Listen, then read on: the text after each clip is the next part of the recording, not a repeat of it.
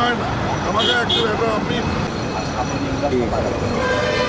এটা কত কত কিলো হয়েছে আমি ওনাকে বলে রাখছি খারাপ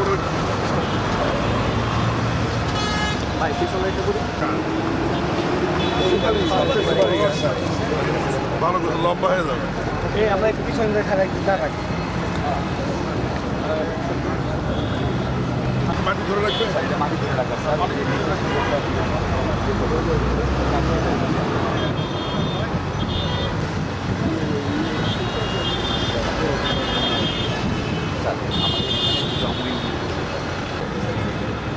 উইন্ডমিল চলবে কি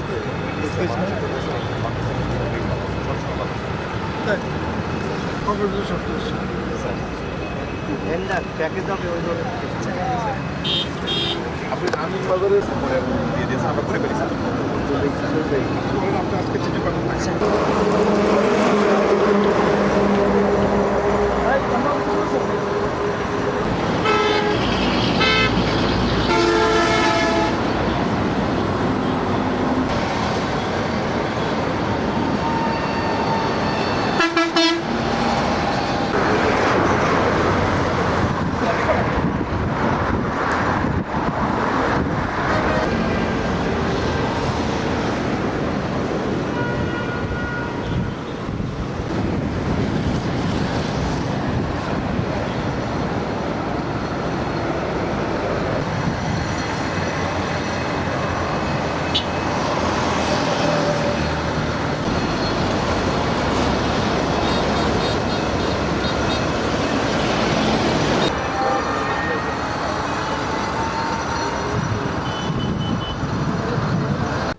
যে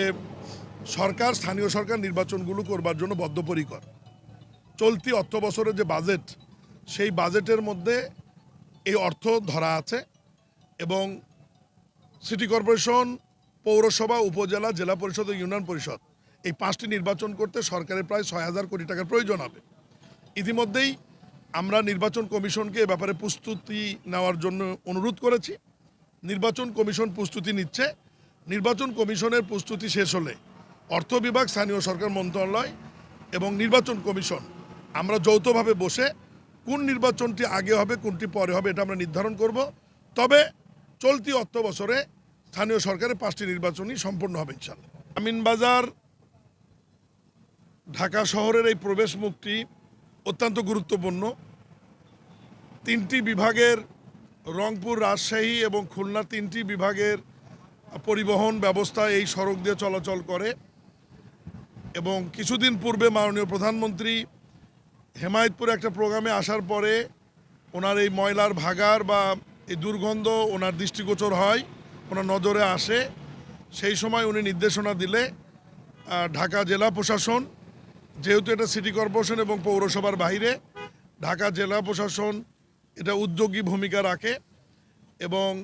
এই জেলা প্রশাসকের সাহসী উদ্যোগের কারণে আজকে দীর্ঘ 25 বছরের এই দুর্গন্ধমুক্ত জায়গাকে একটা পরিবেশের মধ্যে আমরা নিয়ে আসতে সক্ষম হয়েছি এখানে বালু ভরাট করে রাস্তাটি চওড়া করে বৃক্ষরোপণ করা হয়েছে এবং নিম সুপারি নারকেল সহ এই ধরনের চারা রোপণ এবং বালি যাতে আবার ধসে না যায় এ ব্যাপারে রিটার্নিং ওয়ালের ব্যবস্থা করা হয়েছে এবং অযাচিতভাবে যাতে কেউ ময়লা আবার এখানে ফেলাতে না পারে এই জন্য নেটিংয়ের ব্যবস্থাও করা হচ্ছে আমি এর আগেও 2বার এসেছি জেলা প্রশাসক সপ্তাহে 2-3 দিন আসেন আমি আজকেও এসেছি আমরা চেষ্টা করব যেহেতু মাননীয় প্রধানমন্ত্রী যেভাবে দেখে গেছেন আমরা যে ইচ্ছা করলে আমরা চেষ্টা করলে একটা সুন্দর কিছু করতে পারি এটা দেখানোর জন্য ওনাকে আমরা আরেকদিন নিয়ে আসব এবং এই এলাকায় এসে ওনার হাতে আমরা একটা গাছের চারা রোপণ করাবো এবং জায়গাটি পরিদর্শন করাবো সেই লক্ষ্যেই কাজের অগ্রগতি এবং আরও কয়দিন লাগবে এটা দেখবার জন্যই মূলত আমার স্থানীয় সরকার মন্ত্রণালয়ের পক্ষ থেকে এখানে আসা আমি আপনাদেরকে ধন্যবাদ জানাবো যে এই বিষয়গুলো আপনারাই বারবার মিডিয়াতে নিয়ে আসছেন আপনাদের মাধ্যমে আবারও অনুরোধ করব এলাকাবাসীকে তারা আমাদের নির্দিষ্ট ময়লার যে ভাগার আছে যেখানে ময়লা ফেলানোর নির্দিষ্ট জায়গা আছে তারা সেখানে যেন ময়লাগুলো নিয়ে গিয়ে ফেলান এবং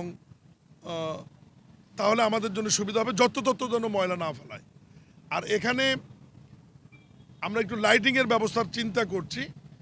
যেটির বিদ্যুৎ আমাদের উইন্ডমিল থেকে বাতাস থেকে বিদ্যুৎ উৎপাদন করে সেই বিদ্যুৎ দিয়ে এখানে লাইটিংয়ের আমরা চিন্তা করছে জেলা প্রশাসন ঢাকা। এটাও একটা বিদ্যুতের এই সময় যেখানে আমরা নবায়নযোগ্য জ্বালানির দিকে দেশ এগিয়ে যাচ্ছে, ওয়েস্ট টু এনার্জি, সৌর বিদ্যুৎ, তারপরে উইন্ডপুল বিদ্যুৎ, এইরকম বাতাস থেকে বিদ্যুৎ উৎপাদনের ব্যাপারে আমরা এটা উদাহরণ যদি একটা এখানে তৈরি করতে পারি, এরকম উদাহরণ অনেকেই নিবে এবং নবায়নযোগ্য জ্বালানি আমাদের দেশে আরও এগিয়ে যাবে। ধন্যবাদ। যে উপজেলা বা পৌরসভার মধ্যে পড়বে ঢাকা আরিচা সড়কে, আমরা তাদেরকেও নির্দেশনা দেবো, আমরা আস্তে আস্তে করে ফেলবো। আসলে তো বিগত 20 বছরে কিছুই হয়নি, এসব বিষয় নিয়ে কারো মাথা ব্যথাও ছিল না, সবার মাথা ব্যথা ছিল মেগা প্রজেক্ট এবং মেগা দুর্নীতি নিয়ে। আমরা কাজ করছি এবং দেখবেন যে 6 মাসের মধ্যে আমরা সরকারের বিষয়টা খুব একটা সন্তুষ্ট বা অসন্তুষ্ট কোনোটাই নয়। আমরা একটা ভঙ্গুর অর্থনীতি, ভঙ্গুর ব্যবস্থার মধ্যে দিয়ে দেশ শাসনের দায়িত্ব পেয়েছি, দেশ পরিচালনার দায়িত্ব পেয়েছি। এর মধ্যে দিয়ে আমরা চেষ্টা করছি এবং মাননীয় প্রধানমন্ত্রী সমস্ত বিষয়ে অনেক কনসার্ন, উনি সমস্ত বিষয়ই নজরে নিয়ে আসেন এবং এমনকি যে বাংলাদেশে সৃষ্টি হয় দুবলা ঘাস, যেটি মাটিকে ধরে রাখে, এটা নিয়েও প্রধানমন্ত্রী গতকাল মিটিং করেছে আমাদেরকে নিয়ে। রেল বিভাগ, সড়ক বিভাগ, পানি উন্নয়ন বোর্ড এবং স্থানীয় সরকার বিভাগ, ত্রাণ বিভাগকে নিয়ে, যাতে রাস্তার দুই পাশে দুবলা ঘাসগুলি লাগালে রেইন কাটে মাটি যাতে ধসে না যায় এবং ব্লকের মতো ব্যয়বহুল খরচ যাতে করতে না হয়। তাহলে মাননীয় প্রধানমন্ত্রী ছোট বিষয় থেকে বড় বিষয়গুলো যেহেতু নজরে আনছেন, আমরাও কাজ করছি। ইনশাল্লাহ আপনাদের সহযোগিতায় আমরা শেষ করব এবং জেলা প্রশাসন যৌথভাবে আমরা পরিষ্কার করব এবং এই পরিষ্কার কার্যক্রম এটা চলমান থাকবে এবং দেশটা যতক্ষণ পর্যন্ত পরিষ্কার পরিচ্ছন্ন না হবে এবং মানুষ সচেতন না হবে, ততক্ষণ পর্যন্ত সরকারের পক্ষ থেকে, স্থানীয় প্রশাসনের পক্ষ থেকে আমাদের এই সমস্ত বৃক্ষরোপণ, পরিষ্কার পরিচ্ছন্ন নেটিং কার্যক্রম আমাদের অব্যাহত থাকবে ইনশাআল্লাহ।